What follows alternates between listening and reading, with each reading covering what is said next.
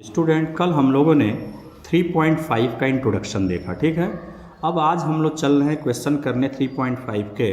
पहला क्वेश्चन कहा गया है कि फर्स्ट आप चेक करिए कि इसके इनफाइनाइट सॉल्यूशन है, यूनिक सॉल्यूशन है कि नो सॉल्यूशन है। पहले आप चेक करिए, और if it has unique solution then solve by the cross multiplication method. तो इसको हमको क्रॉस मल्टीप्लिकेशन मेथड से सॉल्व करना है।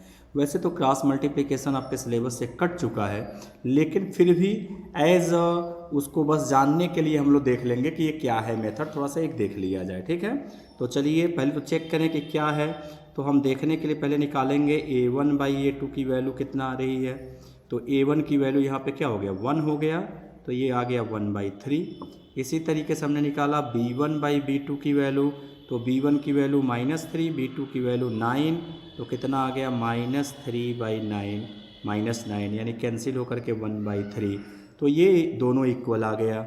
अब लास्टली हम देख ले c1/c2 क्या हो रहा है। c1/c2 की वैल्यू कितना आएगा, तो -3, और इधर से आ गया ये -2, फाइनली 3/2 आ गया। तो हमने क्या देखा, हमने ये देखा कि a1/a2 इज इक्वल है b1/b2 के, बट नॉट इक्वल टू क्या है, c1/c2। ये केस कौन सा है, इस केस में lines will be parallel, parallel होंगे मतलब नो सॉल्यूशन। तो आप लिख देंगे देयरफॉर इनके ग्राफ का जो लाइंस होगा वो लाइंस कैसे होंगे, लाइंस विल बी पैरेलल। ठीक है, पैरेलल होने का मतलब है नो सॉल्यूशन। तो जब सॉल्यूशन है ही नहीं है तो फिलहाल हमको आगे कुछ करना ही नहीं है। ठीक है, अगर यूनिक होता तो क्रॉस मल्टीप्लिकेशन मेथड से इसको हम सॉल्व करते। चलिए तो फिर आगे चलते हैं क्वेश्चन नंबर 2। क्वेश्चन नंबर 2 है आपके सामने यहाँ पे। इसमें बोला गया है कि ये जो पेयर ऑफ लीनियर इक्वेशन जो दो आपको दिख रहे हैं दिया गया है, इसके इनफाइनाइट सॉल्यूशन है। इट हैज़ इनफाइनाइट सॉल्यूशन, ये गिवन है कि इट हैज़ इनफाइनाइट सॉल्यूशन, इसके इनफाइनाइट सॉल्यूशन हैं। तो इनफाइनाइट सॉल्यूशन है तो ए और बी की वैल्यू आपको बताना है क्या होगा। ठीक है, तो इनफाइनाइट का केस क्या होता है, इनफाइनाइट का केस होता है कि a1/a2 इक्वल टू होता है b1/b2 इक्वल टू होता है c1/c2। यही इनफाइनाइट का केस है जिसमें एक लाइन दूसरे लाइन के ऊपर ओवरलैप कर जाता है। ठीक है, तो अब हम वैल्यू निकालें कि a1 की वैल्यू क्या है। a1 की वैल्यू 2 हो गया, a2 की वैल्यू यहाँ से क्या मिलेगा, a-b, ये हो गया a-b इक्वल टू b1 की वैल्यू कितना हो गया, b1 की वैल्यू 3 हो गया, b2 की वैल्यू कितना मिलेगा, तो यहाँ से मिल गया a+b इक्वल टू c1 की वैल्यू मिल गया 7, और डिवाइडेड बाई c2 की वैल्यू मिल गया 3a+b-2। ये हमको कंडीशन मिल गया। अब एक बार हम ऐसा करते हैं कि इन दोनों को सॉल्व कर लें और एक बार इन दोनों को सॉल्व कर लें। ठीक है, तो जैसे ही इन दोनों को अलग अलग हम सॉल्व करेंगे तो पहले हम लेते हैं कि 2/a-b इक्वल टू 7/3a+b-2। ठीक है, इसको क्रॉस मल्टीप्लाई कर लिया जाए तो हमको मिलेगा 2/3a+b-2 इक्वल टू मिल जाएगा 7 ब्रैकेट में आपका हो गया a-b हो गया। ठीक है, मल्टीप्लाई कर दें 6a+2b-4 इक्वल टू 7a-7b आ गया। अब दोनों को एक साइड कर लें तो यहाँ पे हम a और b एक साइड कर लेते हैं, तो 7a-6a, ये 6a निगेटिव हो गया, -7b, और ये 2b को हमने शिफ्ट कर दिया तो -2b, तो इधर बच गया -4, छोड़ दिया जैसे है।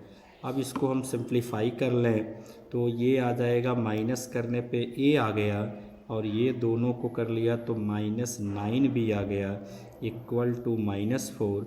ये हमारा हो गया पहला इक्वेशन। ठीक है, अब हम सेकेंड और लास्ट को सॉल्व करें तो सेकेंड लास्ट में हमको मिलेगा कि now 3/a+b equal to 7/3a+b-2। ठीक है, अब क्या करते हैं, इनको भी क्रॉस मल्टीप्लाई कर लिया जाए।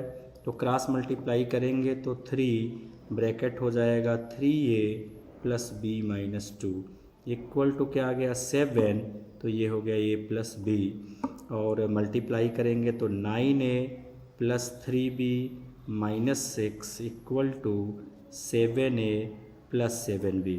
अब की बार हम क्या करते हैं, ये 9a और एक ही साइड में हम दोनों को कर लेंगे, तो 9a के साथ 7 आ गया तो माइनस हो जाएगा ये आपका 7a, आप प्लस लिखते हैं 3b माइनस हो जाएगा आपका 7b इक्वल टू कितना हो जाएगा 6। ठीक है, नेक्स्ट स्टेप में इन दोनों को माइनस कर लिया जाए, इन दोनों को माइनस कर लिया जाए और एक इक्वेशन ऐसा ही हमारा और बन के रेडी हो जाएगा। ठीक है, तो नेक्स्ट हम देखने के लिए यहीं पे आ जाते हैं और ये चीज़ यहाँ पे हम लोग देख लें तो क्या होगा, यहाँ से माइनस किया 9a माइनस 7a कितना आ जाएगा 9 minus 7 that is 2a plus 3b minus 7b कितना जाएगा माइनस 4b इक्वल टू आ गया 6।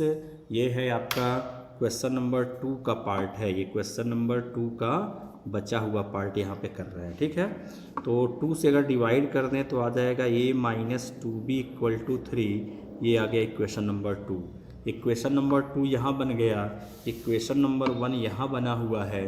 अब दोनों को हम किसी भी मेथड से सॉल्व कर लें तो पहला यहाँ पे लिख लेते हैं a minus 9b equal to क्या है -4, यही पहला इक्वेशन आया हुआ था। ठीक है, अब चाहे एलिमिनेशन से सॉल्व कर लिया जाए, चाहे सब्स्टिट्यूशन से कर लें, किसी से भी करके a और b की वैल्यू बता देना है। फिलहाल यहाँ पे दिख रहा है एलिमिनेशन इजी रहेगा, दोनों इक्वल है, माइनस कर दें माइनस प्लस प्लस, यानी हमने क्या किया सब्ट्रैक्ट कर लिया।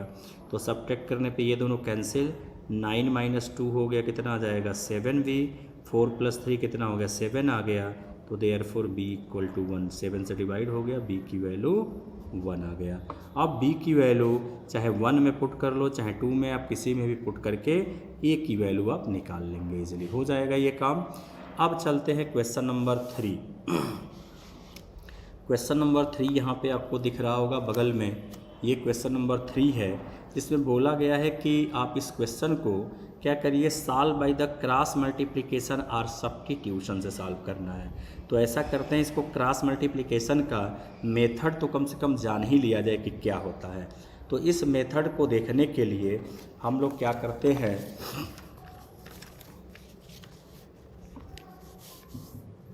चलिए अब हम लोग इसको केवल मेथड ही जानना है, तो मेथड जानने के लिए क्या लिखते हैं क्रॉस मल्टीप्लिकेशन, ये मेथड हम लोग यहाँ पे अप्लाई कर रहे हैं। ठीक है, सिलेबस में नहीं है लेकिन फिर भी बस मेथड को देख लिया जाए कैसे करना है। आप लिखेंगे x अपान पहले, फिर लिखेंगे माइनस वाई अपान और फिर लास्ट में लिखेंगे 1 अपान, यानी सिस्टम क्या कह रहा है पहले प्लस से शुरू करना है, प्लस माइनस फिर प्लस। ठीक है, जब x के नीचे की बात चलेगी पूरे x को ये ढक लेंगे। ठीक है, क्या बचा हमारे पास 5 2, जैसे लिखा वैसे लिख देंगे 5, तो नीचे 2 हो गया। अब फिर राइट साइड को पहले लेफ़्ट में लाएंगे, तो लेफ़्ट में लाएंगे तो माइनस करके इसको इक्वल टू 0 और ये भी माइनस करके इक्वल टू 0, तो ये आ गया -9 और ये आ गया -4। ठीक है, जब y को लिखना होगा इस वाले पार्ट को तो क्या करेंगे बीच वाला y को ढक लेंगे। अब बीच में y ढकेंगे क्या बचेगा यहाँ पे 8 3, तो यहाँ आ गया आपका 8 3 और ये लास्ट वाला बचेगा -9 -4। 1 को जब लिखना होगा तो ये लास्ट वाले को आप ढक लेंगे, क्या बचेगा 8 3 5 2, 8 3 5 2। ठीक है, इतना लिखने के बाद इस मेथड में आप अपने राइट साइड से लेफ़्ट में पहले एरो लगा लेंगे, राइट टू लेफ़्ट का एरो, हर जगह राइट टू लेफ़्ट, क्लियर याद रहेगा ये कि राइट से लेफ़्ट का एरो लगाना है। तो अब लिखेंगे x अपान 2 ब्रैकेट बीच में माइनस साइन, सेम है यहाँ पे भी y अपान 2 ब्रैकेट बीच में माइनस साइन, और 1 अपान भी ऐसे ही रहेगा 2 ब्रैकेट बीच में माइनस साइन। ठीक है, अब क्या करना है आप मल्टीप्लाई, यही एरो क्यों लगवाए हैं मल्टीप्लाई के लिए, तो 4 5 जा 20 कितना आ गया -20, और ये 2 9 जा कितना आ गया -18 लिख लेंगे। y वाले में 4 8 जा 32, लेकिन कैसा आया माइनस आया। और 3 9 जा 27, ये भी क्या आया माइनस आया। 2 8 जा कितना हो गया 16, 3 5 जा कितना हो गया 15, ये लिख लेंगे। यहाँ तक करने के बाद अब आपको मिल गया कि x अपान आ गया ये +18, ये 18 क्या हो जाएगा प्लस हो जाएगा, तो यहाँ लिख भी देते हैं -20 + 18 हो गया। यहाँ -y अपान कितना आ गया -32 + 27 हो गया, और ये 1 अपान कितना आ गया 1 आ गया। ठीक है, अब एक बार फर्स्ट लास्ट को सॉल्व करेंगे, एक बार सेकंड लास्ट को। ठीक है, तो फर्स्ट लास्ट में हमको क्या मिलेगा, हमको मिल जाएगा x अपान -2 = 1/1, क्रॉस मल्टीप्लाई कर लेंगे तो देयरफॉर x की वैल्यू कितना आ गया -2। तो यही मेथड कहलाता है आपका क्रॉस मल्टीप्लिकेशन। अब y निकालने के लिए हम ये वैल्यू कहीं पुट नहीं करेंगे, अब इसी से सेकेंड लास्ट को सॉल्व करेंगे। तो सेकेंड लास्ट में हमको क्या मिल रहा है, सेकेंड लास्ट की बात करें तो नाउ -y, और ये कितना आ जाएगा आपका 3 × 5, तो -5 = क्या आ गया 1/1, माइनस इधर माइनस कट गया, क्रॉस मल्टीप्लाई कर लो तो देयरफॉर y = 5। तो ये x और y की वैल्यू निकल गई, यही आपका क्रॉस मल्टीप्लिकेशन मेथड होता है। ठीक है, अब चलते हैं क्वेश्चन नंबर 4। ठीक है, क्वेश्चन नंबर 4 से वर्ड प्रॉब्लम यहाँ से स्टार्ट हो गया है। मैंने क्वेश्चन को शॉर्टकट लिख लिया है। क्या क्वेश्चन कह रहा है कि एक होटल है, हॉस्टल है, जिसमें फिक्स चार्ज है। अब फिक्स चार्ज कितने दिन का है ये नहीं यहाँ पे बताया। एक क्वेश्चन मैंने पिछले एक्सरसाइज में भी बताया था, वहाँ fix charge for the 3 days का दिया हुआ है। ठीक है, यहाँ पे बस दिया है कि फिक्स चार्ज है और पर डे का चार्ज है। एक स्टूडेंट ए है जिसने 20 दिन यूज किया, भोजन किया हॉस्टल का, और उसने 1000 पे किया। दूसरा स्टूडेंट बी है जिसने 26 डेज भोजन किया और उसने 1180 रुपीज़ पेमेंट किया। तो इससे पहले हम क्या करेंगे, इक्वेशन बना लें। हमने फिक्स चार्ज मान लिया कितना है, फिक्स चार्ज x रुपीज़ है। ठीक है, और पर डे का चार्ज हमने मान लिया y रुपीज़ है। क्लियर, इतना समझ में आ रहा है। तो 20 डेज़ का जो पहले हम बनाएंगे, तो 20 डेज़ वाले का क्या हो जाएगा, फिक्स चार्ज x दिया और पर डे का चार्ज y है, तो कितना हो जाएगा 20y, तो इक्वल टू कितना पेमेंट किया 1000। पहला इक्वेशन ये बन गया। ठीक है, दूसरा इक्वेशन बनाने के लिए 26 के केस में x प्लस क्या हो जाएगा 26y, तो ये हो गया 1180। तो बहुत आसानी से इक्वेशन बन जाएंगे अगर आप, ये सब अच्छे क्वेश्चन भी हैं जो बोर्ड में आते हैं और इजीली आपके इक्वेशन बन जाएंगे। अब क्या करेंगे, यहाँ कुछ कहा तो है नहीं कि किस मेथड से सॉल्व करना है, आप एलिमिनेशन सब्स्टिट्यूशन इन्हीं दोनों में से, तो elimination is also always easy, ये हरदम इजी होता है। इन दोनों में आपने x का कोफिशिएंट क्या देखा, दोनों में कोफिशिएंट सेम है, यानी लिखने की भी आवश्यकता नहीं है, लिख दिया 1 1 मार्क कर दिया, कोई दिक्कत नहीं। ठीक है, अब सेम होने के बाद देखेंगे साइन क्या है, तो दोनों का साइन सेम साइन है, यानी प्लस है, सब्ट्रैक्ट होगा। जब भी सेम साइन होगा तो ऐसे केस में सब्ट्रैक्ट कर लेंगे। तो सब्ट्रैक्ट करेंगे तो ये माइनस, ये माइनस, ये माइनस, ये कैंसिल 20 में से, तो कितना आ जाएगा -6y, और यहाँ माइनस कर देंगे तो कितना आ जाएगा -180। माइनस से माइनस कट गया तो y की वैल्यू 6 से डिवाइड कर दोगे 30, यानी 30 रुपीज़ पर डे, यानी फिक्स पर डे चार्ज क्या है, देयरफॉर पर डे का चार्ज जो आ रहा है, per day charge is equal to ₹30। ये आपका पर डे चार्ज है, एक आंसर यहाँ आ गया। अब यहाँ पे बताइए कि y की वैल्यू कहाँ पुट कर दिया जाए, 1 या 2 में कहीं भी पुट कर दें। तो लिखिए putting y is equal to 30 in first में ही रख दे रहे हैं। ठीक है, फर्स्ट इक्वेशन क्या है, x plus 20y equal to 1000। Clear, अब इसमें वैल्यू पुट कर लेते हैं, तो x plus 20 × 30 is equal to 1000। Value को सिंप्लीफाई कर लिया जाए तो x की वैल्यू हो जाएगा 1000, ये मल्टीप्लाई करने पे आ जाएगा 600, ला के माइनस कर देंगे तो x की वैल्यू कितना हो गया 400।